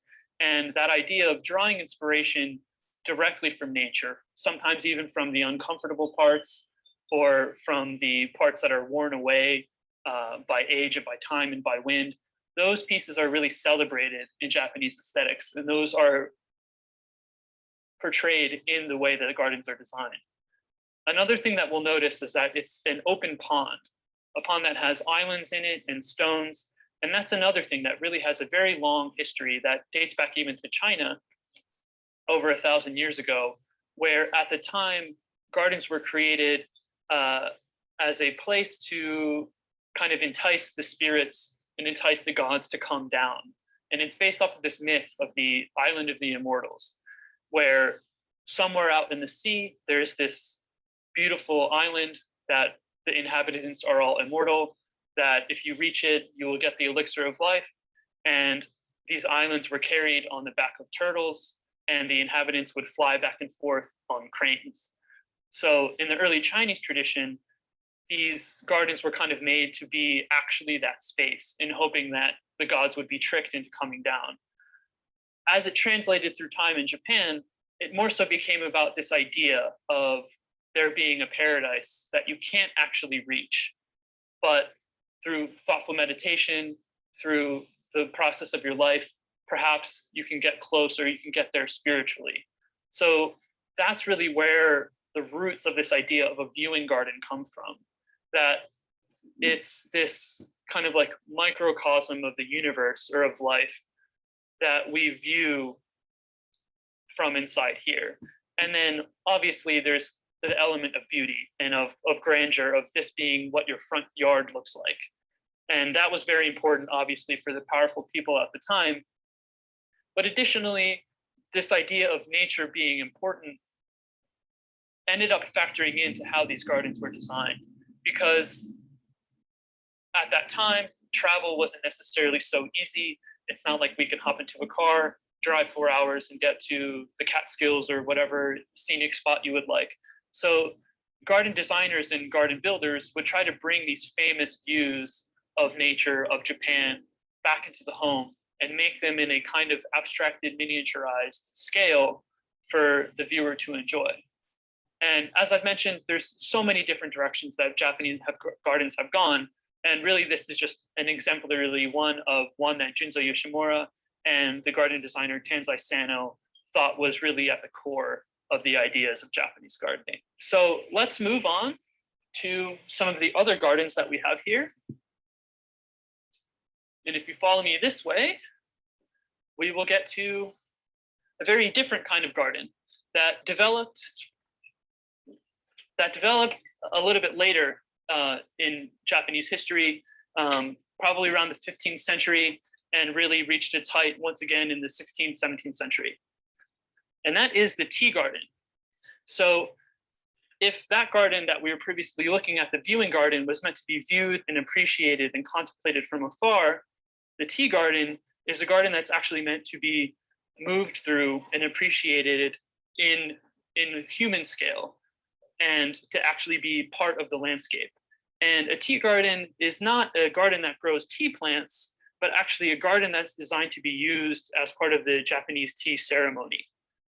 So tea ceremony is a Japanese, essentially, performance art that started right around this time of the cultural golden era of Japan, that is a way of enjoying tea and sharing tea with guests, with friends, but also enjoying the actual act and meditating on the actual act of pouring the cups, of passing it on to your guest, of wiping the bowls after. And it becomes a meditative practice in and of itself, and really had to do a lot with simplicity. And the originator of the modern tea ceremony, Senryo Rikyu, was very interested in this idea of humbleness and of closeness to nature. So if that viewing garden earlier was a little bit grand, a little bit formal, tea garden aesthetics are really based off of this much more humble experience. And as I mentioned, it's actually meant to be gone through. So what we'll do is go down these steps and follow the path that we would as if we were part of a tea ceremony. So the stone steps are actually very important. Once again, a long tradition of selecting the right stone, selecting how they go together.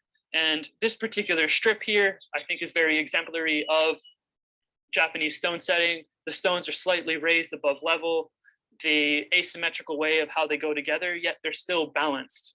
This is all very intentional and very important.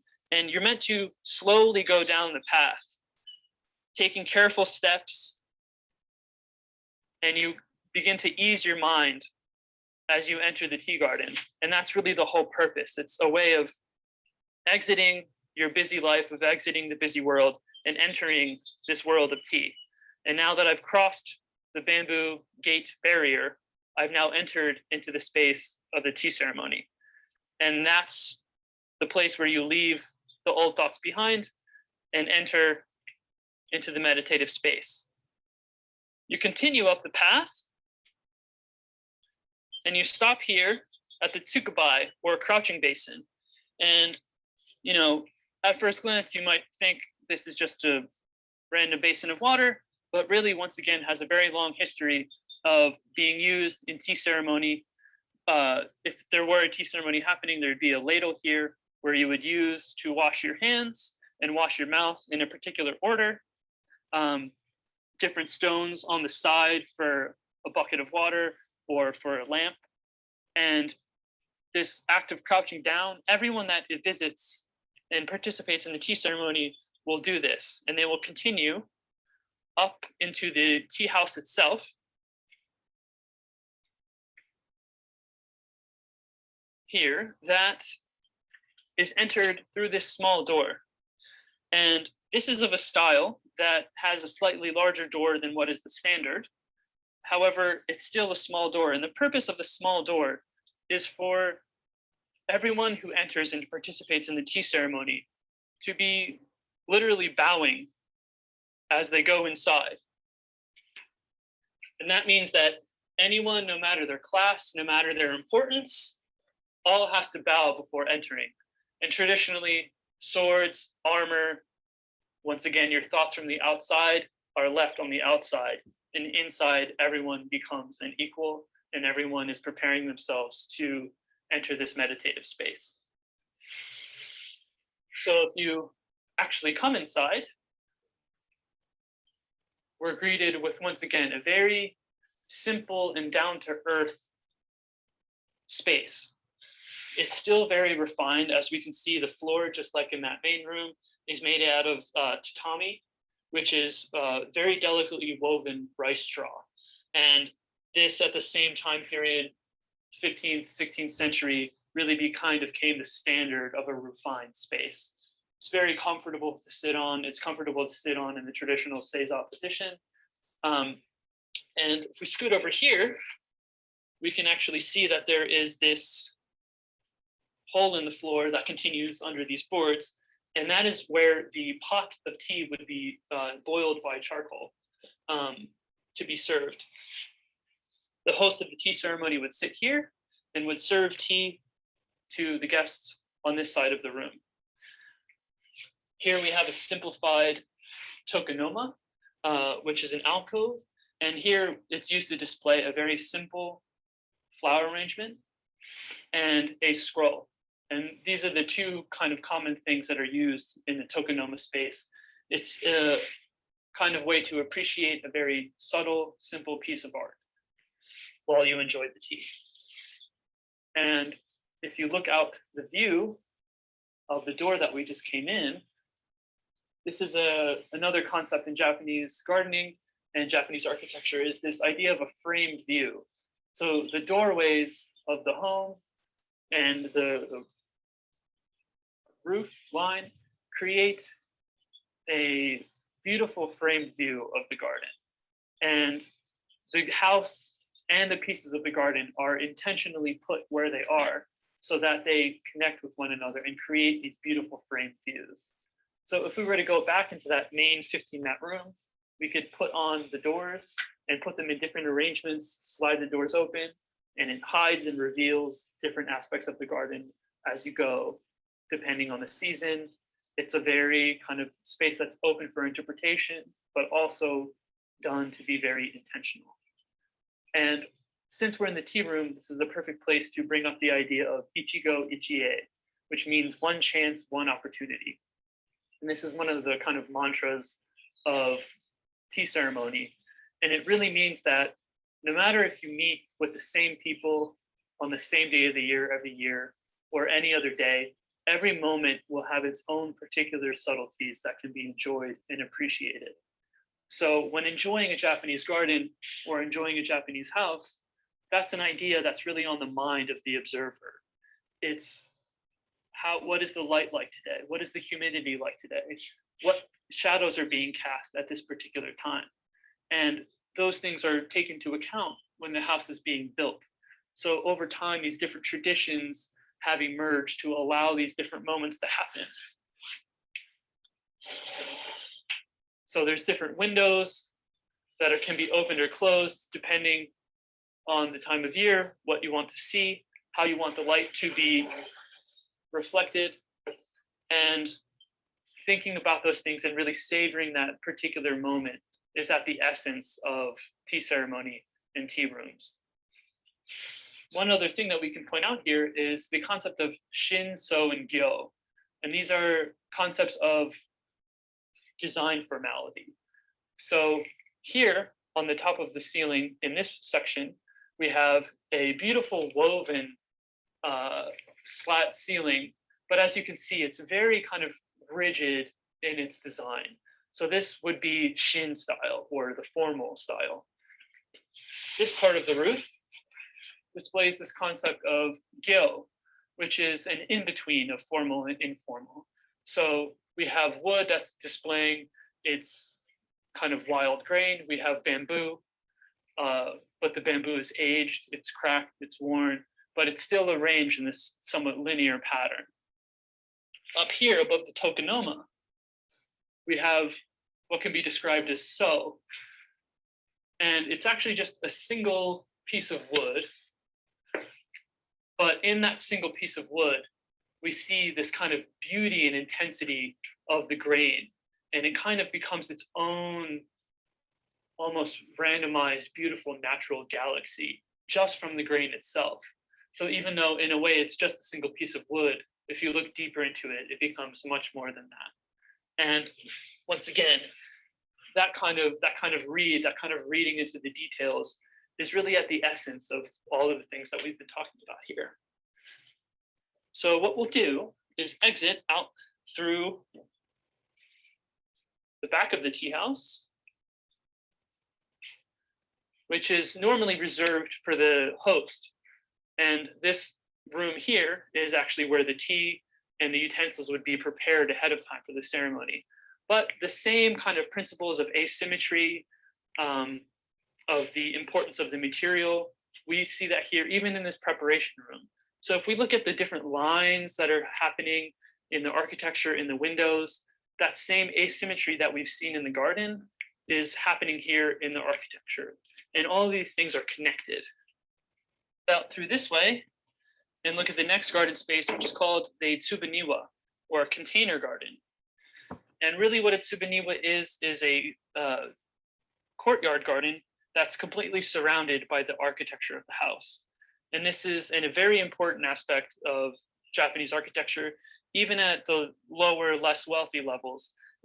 Most people will try to find a way to incorporate nature in Japanese garden principles, even in these tiny, small scales. So the idea here, we still have the asymmetry, we still have the stone, we still have the very simple plants that are used. And that's one of the big differences of Western gardening and Japanese gardening, is that Japanese gardening really isn't about the particular plants or about horticulture. Because if you can go to school for horticulture in Japan, but those people are different than the people that take care of traditional Japanese gardens. So really it's a small selection of native plants, pine trees, azaleas, and it's more so about how they're arranged and the kind of atmosphere that they create. So one aspect here that connects the house with nature is this rain chain, which is a traditional gutter system. And when it rains, rather than hiding the water through a closed gutter, it very gracefully drips down the chain. And just by using the water tension, it creates this beautiful moment. So shofuso is very beautiful in the rain, especially on a cloudy day, because you get these kind of different moments of the water interacting with the house. And if we keep moving back through here, we can get a nice view of the tsubaniwa. We're actually lucky enough to have a natural stream that runs through the house itself and underneath the porch. And we can see here, even though it's a small space, we're still kind of enticed by these stones, by these rounded mounds that kind of give the idea of mountains. And it really just kind of adds a freshness to the space that can be enjoyed year round. And here we can kind of see together the wood, the plants, all of those things happening all at the same time. And even if we were to continue out this way, back from where we came, we're greeted with yet another one of these framed views. So any way you cut it, there's always just kind of this surprising, beautiful element that we're treated with. So thank you for joining us today at Shofuso. We hope that you learned a little bit about Japanese gardening. Obviously, there's a lot more to see. So at some point in the future, if you ever get a chance, please stop by at Shofuso. And we are located in Philadelphia in the West Fairmont Park area. And if you have any questions and you're watching this video, I'm staying on for a bit of a Q&A right after. So please join us.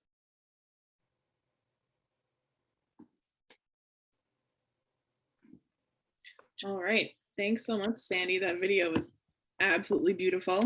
It's really great. neat to be able to. It's really neat to be able to have all those different concepts explained. Like I've been to a number of Japanese gardens, but it's really special to like just get a really good explanation of what all the different elements of a Japanese garden are.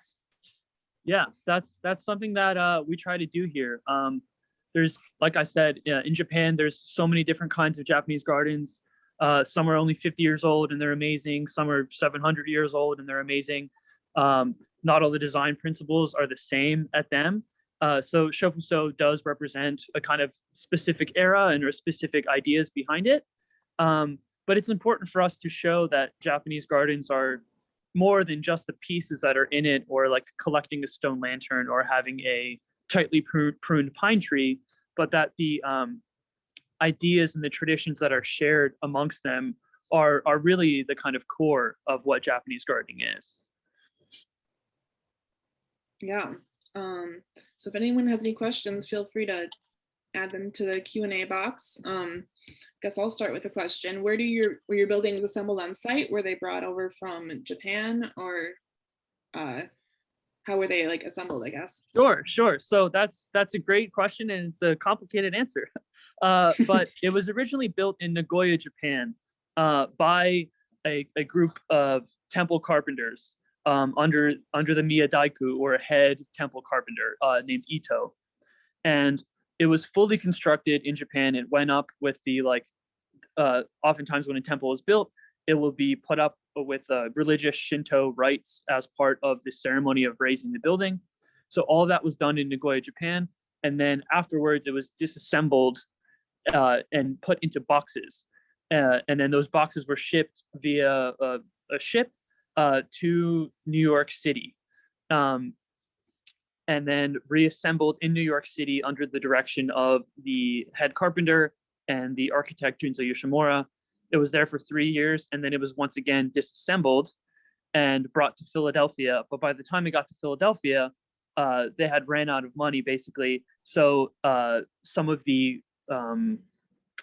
basically not the head carpenter, but the other assistant carpenters supervised a group of Fairmount Park, which is where the park is that Shofuso is currently located. They used Fairmount Park workers under the direction of the carpenter assistants to put it all back together. So I think they got about 95% of it right. But there's certain pieces that kind of show that what's lost in translation. So for example, the kitchen, which wasn't showed, there's a stove that is actually put in backwards. So someone that was trying to use that stove wouldn't even be able to get to the opening of it. But since Shofuso was never actually a house that anyone lived in or was going to live in, it was truly made as a piece of public art. Those kinds of moments are kind of okay to keep and just add to the story, I think. Yeah, wow, what a journey to get everything set up there. Really cool. So we have a few questions come in. Are you open to the public, and are tours offered in person or virtually online? Yeah, so we are open to the public. We're open from Wednesdays through Sundays. We have a healthy staff of on-site tour guides, docents, that are very knowledgeable about the entire site, the house, the garden. And, I touched on some of the things, but truly every little kind of square inch of the house has a bit of history, has a bit of tradition that we can really go into. And there also should be, I believe, virtual tours on our website at japanphilly.org. And if not, if we have a mailing list, and to the mailing list, different virtual tour opportunities get put out there. Okay, nice. Mhm. Another question, what other Japanese gardens do you enjoy or would you recommend in the US? Portland Japanese Garden definitely comes to mind. They're certainly, you know, one of the better endowed Japanese gardens. So they're able to, one of the things that US Japanese gardens struggle with is, you know, getting the right kinds of materials, getting the right kinds of expertise. Because in Japan, everything is passed down from master to apprentice in a kind of a continuous chain. So there's not really a lot of textbooks on this kind of thing. But Portland Japanese Garden does a really good job of keeping up the traditions, I believe. And we also have a sister garden in the Rockefeller estate in New York, actually, called Kaiket. I don't believe that they're open to the public, certainly not now, but they're occasionally open to the public for tours, I believe. But it was actually a lot of the same people that built this house in this garden were also involved in building the house and the garden on those grounds.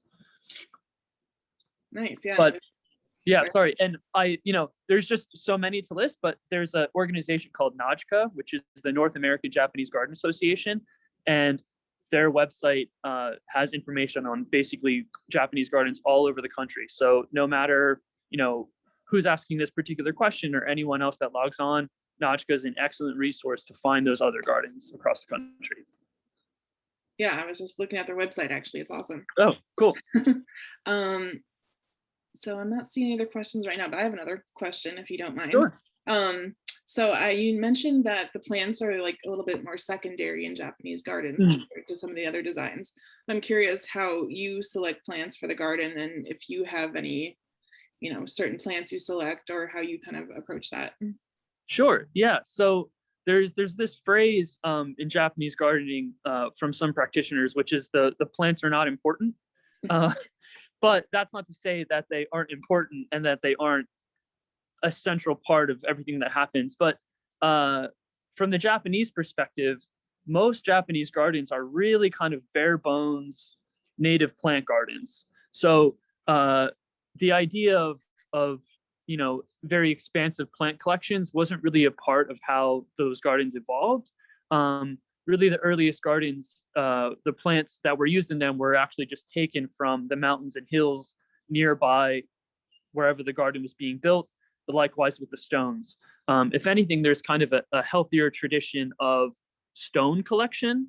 So collecting boulders and, throughout Japanese history, there was different wars, people would get raided, and the concept of stealing stones from other gardens or showing your power by showing how many different kinds of stones you can have in your garden, from the different places that you've conquered, kind of like factored in to what was presented in the garden. That being said, because there's this idea of minimalism in the selection, it's really kind of based around Japanese black pine, Japanese red pine, Japanese maple, obviously.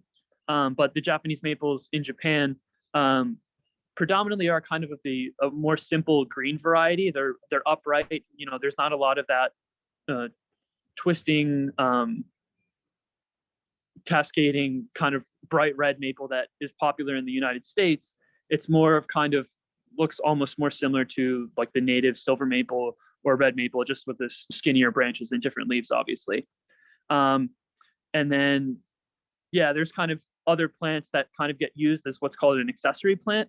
So rather than having large swaths of perennials, it's more about creating these small moments of perhaps in between boulders where there's just a single perennial coming up. But essentially what we choose here and what we keep up here is really just based on this kind of taking a look at parallel gardens and historical gardens and seeing particularly how those plants are used. And we actually, the garden is based off a design from the garden designer Tanzai Sano, from 1958. So that obviously gives us a lot of direction about what plants should be used where. But it's much less a period piece and more so continuously being involved in the tradition of Japanese garden, because the 700-year-old gardens in Japan are still there, and many of them look like they're completely brand new, even though the specimens are very old. They've had this continuous care that sharpness and freshness is still apparent. Nice. Yeah, it sounds like there's so many different considerations, and I know it's always interesting to select plants for a garden. I guess another question kind of along the same vein, you mentioned that there's a stream that runs through your garden, and you kind of you designed that courtyard garden around it. Are there any other like landscape features that were inherent to the site that you are kind of incorporated into how the garden was designed? Yes, totally. So one of the reasons that the Shofuso was chosen to be moved here from MoMA was because in 1876, there was a World's Fair or Centennial Exposition in Philadelphia. And at that exposition, that was one of the first times that Japan kind of made itself publicly known to the contemporary Western world after a long period of closure. So Japan actually sent a delegation to the 1876 centennial, and they built a Japanese structure, a kind of like Japanese bazaar structure with a Japanese garden there. And that was right across the street from where we're currently located. That was a really big hit. A lot of famous Western architects were there and were influenced by the house and the garden that was shown there. And then in 1907, I believe, a gardener by the name of Muto had created a Japanese garden around the pond here that we have that is natural. So he was very instrumental in kind of cutting those initial curves and creating an island in the middle of the pond. And that was just the kind of like an open public garden. So he was involved in some of the Japanese garden creation in this greater Philadelphia area at that time. And we also had a Neomone gate, which is a much, much older gate that was similarly deconstructed and brought here to Philadelphia to display, and that actually burned down. But in Japan, many of the structures are made out of wood. Even the most famous temples have all gone through multiple burnings, multiple complete destructions, and they're very oftentimes rebuilt or rebuilt with something new. But keeping to the same place that has that history of culture there was important. So, you know, when that idea was pitched from Philadelphia to the architect and the gardener, they said, you know, there's no question Shofuso should come here, because the arrangement of the pond and the house, the ground was already like even facing in the right direction. There's kind of rules about which way the house should be facing. It already had kind of mature pine trees that could be used as a backdrop. And Shofuso means pine breeze villa. So that kind of was another sort of like destiny moment for the creation of the garden. But in addition to that, there's a concept called shake, which is borrowed scenery. And that involves basically arranging parts of your garden so that the areas outside of your garden are captured into the view without there being a very distinct line. So sometimes that's used to open up a view into a distant mountain, so that mountain looks like it's part of your garden. Sometimes that's done with buildings in the kind of vicinity of your area, or just kind of like background hills of trees.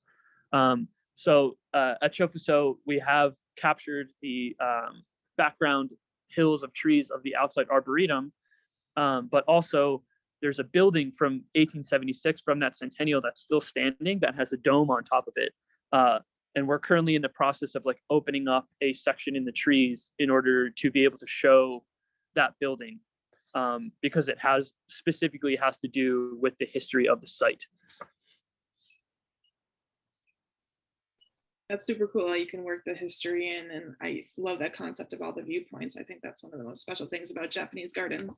We have a few questions that have come in. Darlene asks if you have any bonsais. We do not have any bonsai. That if we ever did have bonsai, that would usually be something that would be kind of displayed as an exhibition or brought in as a kind of like temporary art piece. But Japanese kind of temple homes and gardens wouldn't normally have a kind of collection of bonsai unless perhaps the owner themselves was specifically interested in that art form. That being said, all of the pine trees are pruned in a very particular way that is not bonsai, but shares a lot of the same concepts. So rather than, the goal being specifically to miniaturize the plant, it is an idea of aesthetically pruning and training the tree simply through pruning to create certain kind of twists and bends to make it look like the tree has lived a long, difficult life, which in Japanese aesthetics, makes it seem that much more beautiful, makes it seem that much more mysterious and sophisticated. Yeah. Sarah asks, does music traditionally have a place in the garden? Traditionally, yes. So, and that's one of the things that I keep talking about is that it's, history that's more than 1,000 years old. So in the early Heian period, I don't remember the exact start dates, but let's say that's one of the earlier periods.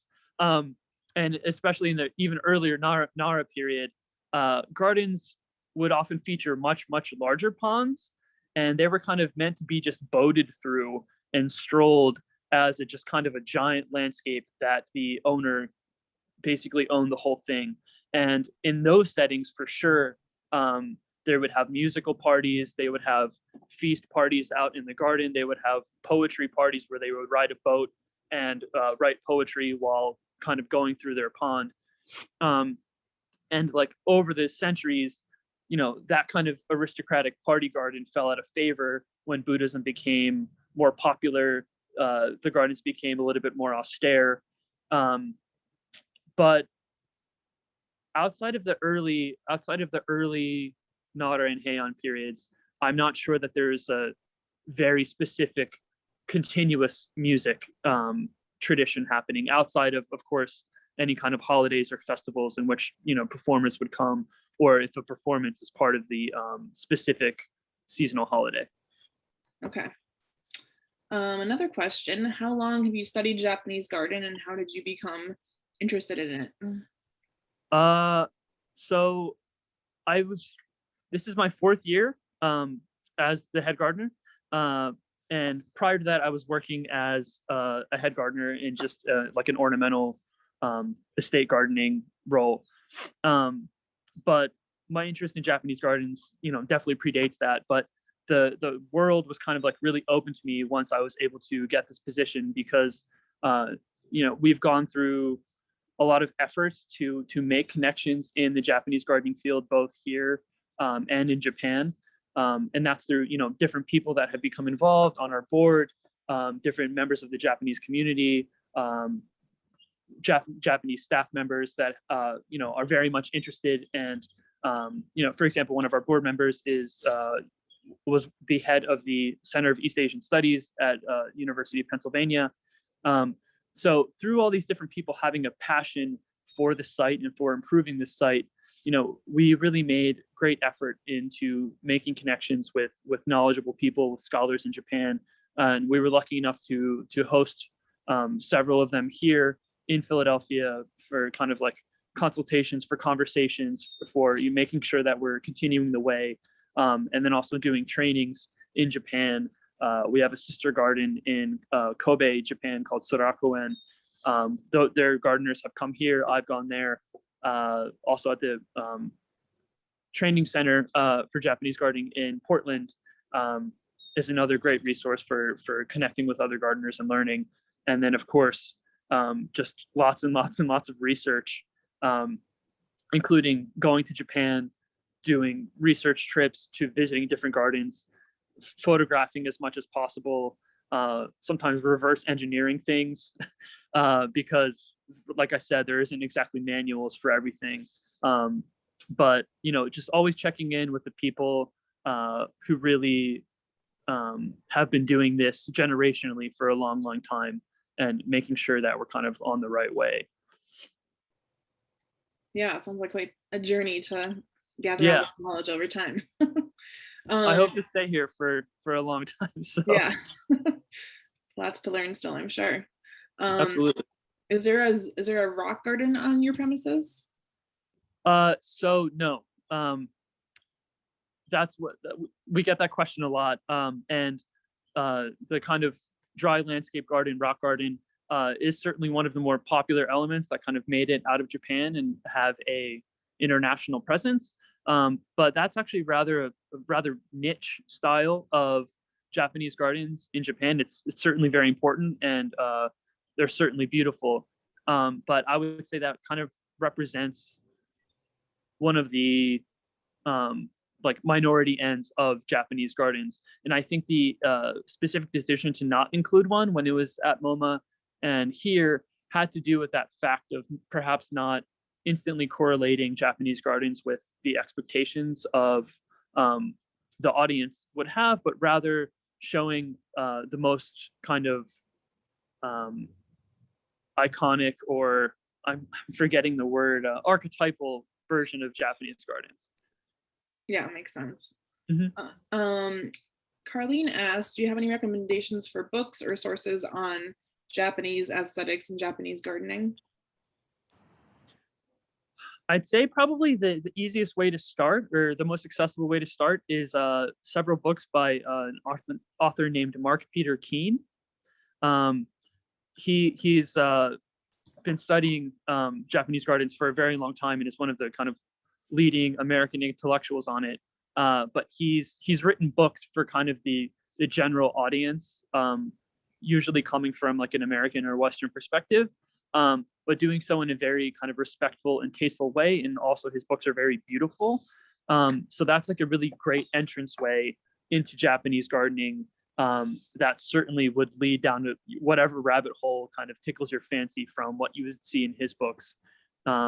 But also, yeah, the NAJCA, the North American Japanese Garden Association website is a really great place to start. Yeah, I realize it's certainly not now. It's not everyone can just like up and go to Japan and visit some of the great gardens. So that's why we take our job very seriously here in Philadelphia to, give even like local Philadelphians a chance to experience that kind of thing. Yeah, that's a great opportunity. We have a question. Is the Osmanthus fragrance used in any of the tea ceremonies? Not that I'm aware of. That being said, there are three kind of main schools of tea ceremony, or should we say three dominant schools of tea ceremony, that came from the three sons of the inventor of tea ceremony, or the inventor of the modern tea ceremony, Salyards. So they've kind of been in continuous existence for 300 years, and they're still happening now. And they kind of perhaps dominate the narrative of tea ceremony, but there's actually dozens, if not hundreds, of different kind of tea ceremony schools and traditions, some of which are nearly just as old, that the rules of how they go about the tea ceremony are completely different from one another. And even those three kind of legacy schools, all part of the same family, they often have disagreements or different viewpoints about things that we would consider minutia. How many times do you turn the bowl? How many times do you wipe it? What's the order of the bowing? But the point is that the tea ceremony is this kind of performance art. So the act of doing it is meditative, and that way the order that you do things creates particularities in the way that it makes you feel and the flow of the ceremony. So it's totally possible that fragrance would play a specific role in tea ceremony depending on the school. Someone asked again for the name of the author's books who you suggested. Yes, it's Mark Peter Keene. I believe it's Keene. And his one popular book is Japanese Garden Design. Okay. And another one is Japanese Gardening Notes, or perhaps Notes from the Japanese Garden. But Japanese Garden Design is, I think, a really great entry-level book that has the right density of text accompanied by a good density of photography. Okay, I put his name in the chat if anyone is looking for it. I guess let's end with one final question. I think we could probably ask you questions all night because there's just so many topics to touch on here. So who keeps the structures in repair now? Do you have artisans that come and upkeep them, or what's the process for that? Yeah. So Junzo, the architect, left a manual for how to do kind of the traditional upkeep of the home. That doesn't necessarily go into structural repairs, but things as simple as, making sure that shoes don't continuously come in contact with the wood, doing wipes of the wood and wipes of the tatami, the straw floor, in particular ways in order to kind of keep it up and keep it clean. That being said, something that, and I can probably actually show you guys from here, the roof of the house is one of the most spectacular things. I guess I can just flip the camera, can't I? Here we go. Oh yeah. Great. So the roof of the house is one of the most spectacular things, and I can't go too far away from where the Wi-Fi is, but it's actually made from the very bark of the tree that the lumber of the house comes from. So it's called hinoki bark, and even in Japan, this type of roof is very rare and very special. So there's probably less than 100 artisans that know how to work on this type of roof. And part of the upkeep of the house and part of the kind of spirit of Shofuso is that we've created a relationship with the hinoki bark roof craftsmen in Japan, that we host them coming for repairs on a regular basis. I believe it's every 5 or 10 years they need to come do minor repairs, and then after a certain period of time the roof needs to be completely replaced, which has happened once. And it's a very labor intensive, very expensive process, but it's something that we found to be important for keeping up the tradition, not only so that we can have a beautiful hinoki bark roof that accurately represents the artsmanship and the craftsmanship, but also so that we can provide a continuation for that tradition, and continued work for those craftsmen that are working in Japan, so they can add our house to the cycle of their restoration. Nice. I think we'll end it there. Thanks so much, Sandy, for being here. I think everyone really enjoyed it. And thank you to all our attendees who came tonight. We have one more night of Go Public Garden Days tomorrow. Check out the Go Public Garden Days website to sign up for it. And thanks everyone again. Have a great night.